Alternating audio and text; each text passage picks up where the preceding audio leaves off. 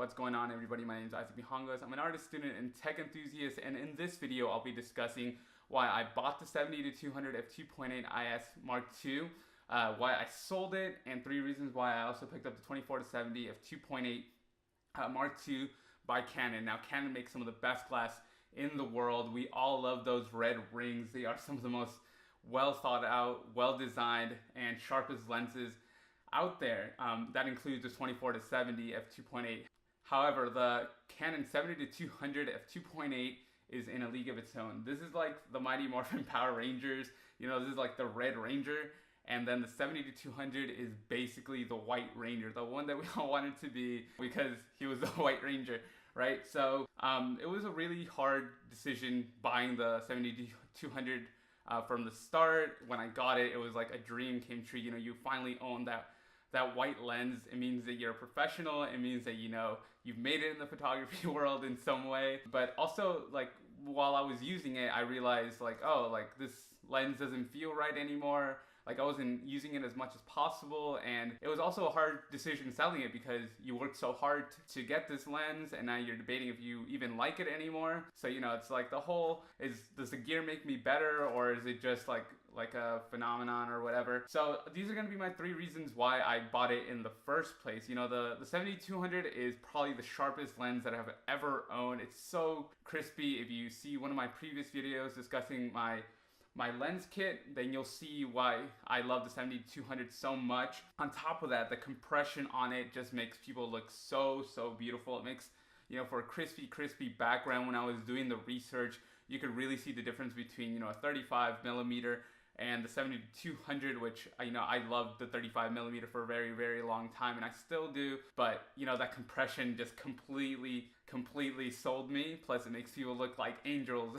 Like I said in my previous video, and you know, the IS on that thing is basically the epitome of what every IS should be on a Canon lens. It's magnificent. I took it out when I went to Yosemite one time, and I didn't have like a glide cam or anything to really hold it so it could be smooth, and the IS on that was amazing. And that's and those are the 3 reasons why I even, you know, decided to fork out the money for the 70-200.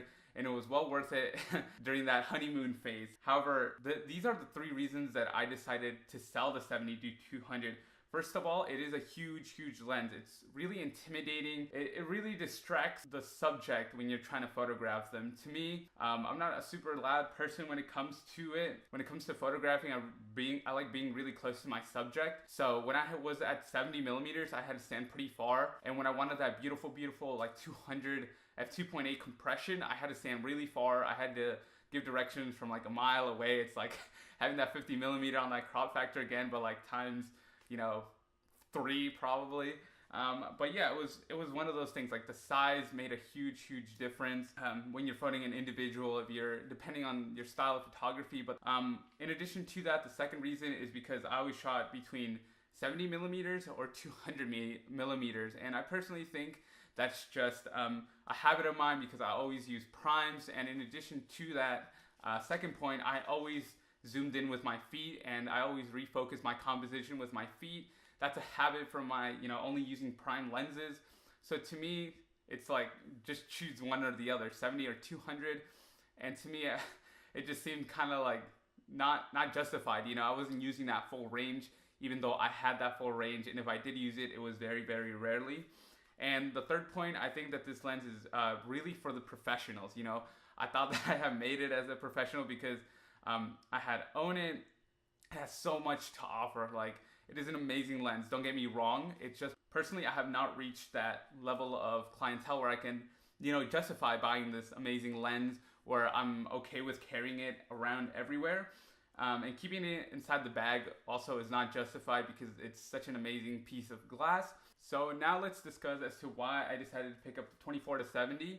And I really accredit the 24-70 for really setting me on my journey to finding better glass, getting better glass, and really understanding the dynamics, the design, and really what the lens can bring to a photo shoot, what it can do for your work.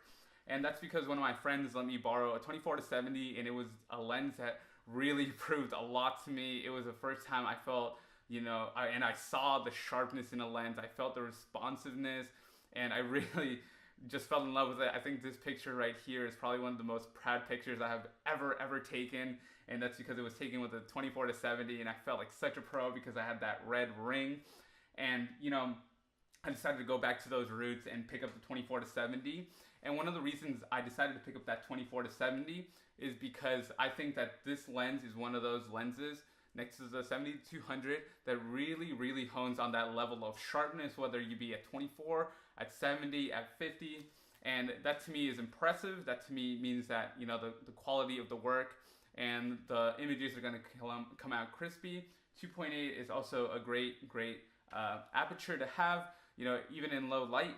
And to me, that's what justified just even thinking about picking up the 24-70. In addition to that, the reason I picked up the Mark II and not the Mark I is because the Mark II has this lock, and if you're shooting down with the Mark I, it would basically slip down. And the third reason I picked up the 24-70 is because with the Mark I, when you're at 24, it zooms out. And when you're at 70, it zooms in. Really weird. I heard it's like a shadowing issue or something like that. But to me, that was like a really big deal because I don't know why they did that. But yeah, and in addition to that, it has a lot better weather sealing. I love the design. It looks so much cleaner. But yeah, that's the reason I decided to pick up a 24-70. I also think it's a lot smaller. These are way more than 3 tips. That's why I bought this lens, but whatever. It's also a lot smaller. Like I said, the 70-200 was such an intimidating lens. And at 70, I still have that compression, or at least I hope I still have that compression. I have yet to test that out. It'll come out later, my first impressions of this lens. But, you know, I think that the 24-70 covers everything between 24-70, and I always tell people if I had to choose 2 lenses to shoot with, one zoom would be the 24-70, and the second one would be a prime, which would be my 35mm. So I'm taking my own advice, and I decided to pick this up, and I decided to also, you know, just have a 35 because this covers all my ranges. So that's the whole story between, you know, buying that 70-200, going through that honeymoon phase, selling the 70-200, breaking my heart, and, you know, and then picking up this 24-70. If you have any questions about it, about my experience with the 70-200, please let me know. I'll be testing this out, giving you my first impressions on it. And yeah, thank you guys so much for watching, and I will catch you in the next one.